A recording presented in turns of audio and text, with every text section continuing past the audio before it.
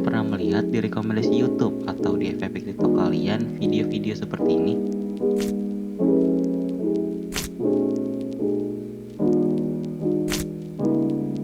Video tadi merupakan video tentang buku self-improvement, yang kalau diartikan, self-improvement sendiri adalah upaya yang dilakukan seorang untuk meningkatkan kualitas dirinya secara keseluruhan, serta komitmen tinggi untuk terus belajar dan tumbuh menjadi versi terbaik dari dirinya sendiri.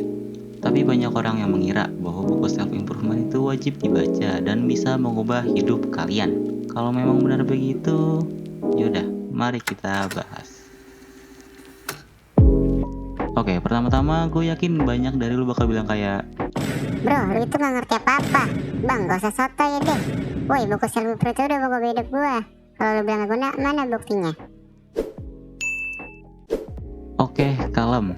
Gue juga punya buku kesukaan gue kok. Dan mungkin bisa gue bilang buku yang ngerubah hidup gue. Dan tentu buku self-improvement itu membantu. Tapi dari yang gue lihat, banyak dari masyarakat itu salah mengartikannya. Oke, gue mulai dari penjelasan pertama yang meyakinkan bagi para pengkritik buku self-improvement tapi nggak meyakinkan bagi para penyuka buku self-improvement, yaitu nggak ada yang baru alias semuanya barang lama. Kalau kalian gak percaya, biar gue bertanya, dari mana penulis buku-buku tersebut menemukan ide-ide mereka? Dari agama, filosofi, sejarah, atau dari pengalaman mereka? Dan hampir semua hal yang tertulis di buku self-improvement gak bakal jauh dari. Dan dari semua hal tersebut, itu semua udah ada dari ribuan tahun yang lalu. Hampir semua hal yang mereka sampaikan tertulis di buku self-improve yang kita beli. Tapi nggak ada yang salah, karena yang membuat buku-buku ini menarik adalah penyampaiannya atau kemasannya. Dan kemasan dalam penjualan buku itu sangat-sangat penting. Karena manusia itu agak aneh ketika menerima nasihat. Contohnya, emak lu bilang lu buat sering makan sayur, tapi lu dengan kesadaran penuh nyuekin mereka dan lanjut makan nugget. Tapi sebulan kemudian ketika ada orang yang lu suka bilang manusia itu harus sering makan sayur agar hidup lebih sehat dan tetap kuat. Dan dengan kesadaran penuh lu bilang, oh bener banget, gue harus sering makan sayur biar kuat dan hidup sehat. Dan daya penerimaan kita terhadap nasihat itu tergantung kepada siapa yang memberi nasihat dan bagaimana nasihat itu disampaikan kepada orang lain. Beberapa orang menerima nasihat dari orang terverifikasi kayak dokter, ulama, ilmuwan, atlet. Dan ada orang yang menerima nasihat dari temannya. Ada juga yang menerima nasihat dari patung Yunani kuno.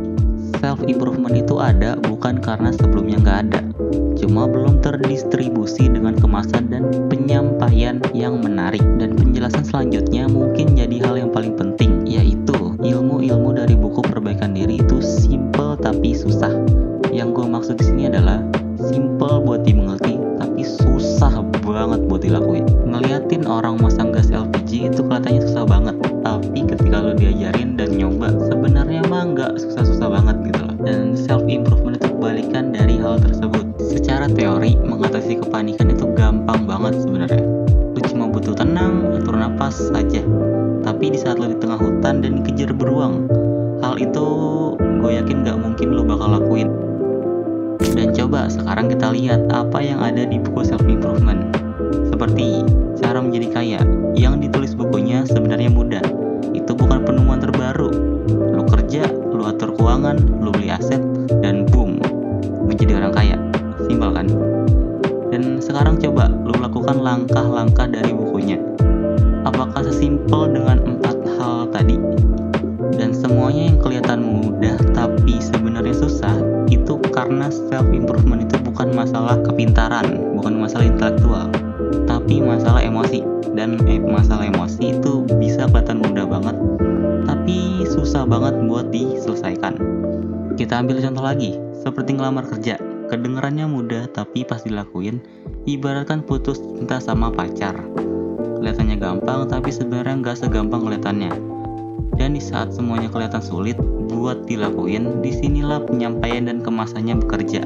Di mana ide-ide dan pelajaran dari self-improvement itu dikemas buat menyelesaikan masalah emosi kita tadi.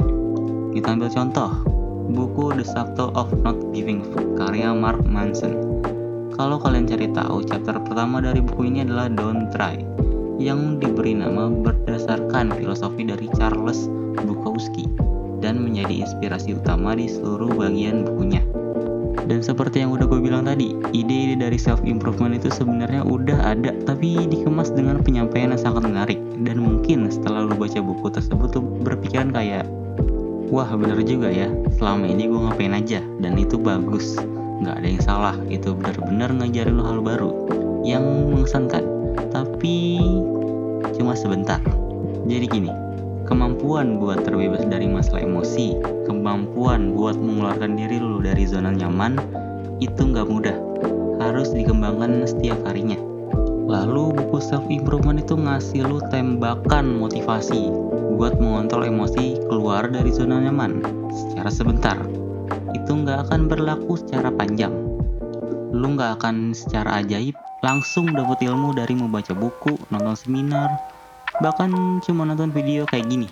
Lu harus mempraktekannya sendiri sepanjang waktu lu, karena pengalamanlah guru yang terbaik.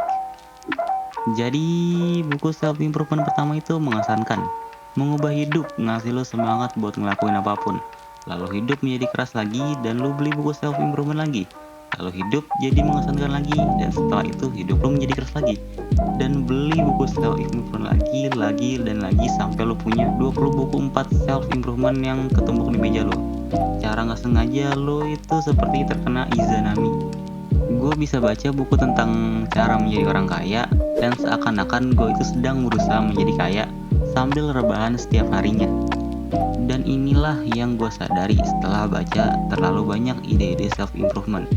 Lu cuma jadi terlalu fokus karena ide-ide self-improvement itu sendiri.